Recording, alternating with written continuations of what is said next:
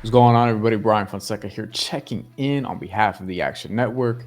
This is our last big fight of 2023.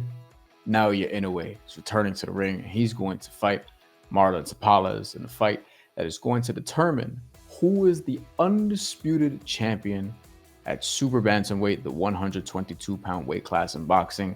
Naoya Inoue, if you haven't heard of him, is arguably the best pound-for-pound boxer in the sport.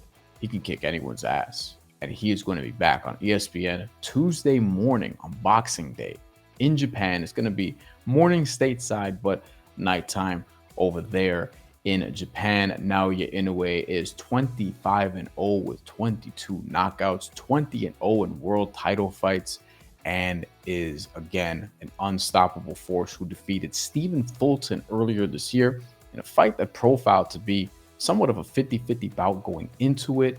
No one knew what was going to happen. Naoya Inoue was moving up in weight to fight Stephen Fulton, who was a unified champion. He got him out of there in 8 rounds. He probably didn't even lose a single round in that fight and earned the TKO stoppage. Marlon Tapales has had a few losses in his career, but won an upset victory to secure multiple super bantamweight bouts earlier this year. But honestly, Naoya Inoue should not have very much trouble in this one if he didn't have very much trouble against Stephen Fulton.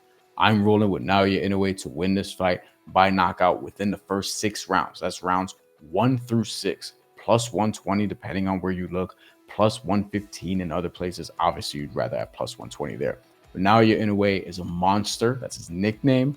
Marlon Tapales is somebody who is a skilled fighter, but just not to the level of Naoya Inoue. He's going to be defensive-minded. He's going to look to counter, but he's not bigger. He's not stronger. He's not faster. He's not more experienced in world title bouts, and Naoya Inoue is probably not going to respect his power and be able to walk him down and tag him to the body relentlessly en route to an early stoppage. So Naoya Inoue to get the knockout within the first 6 rounds. I'd be surprised if it goes any longer because he is just that damn good.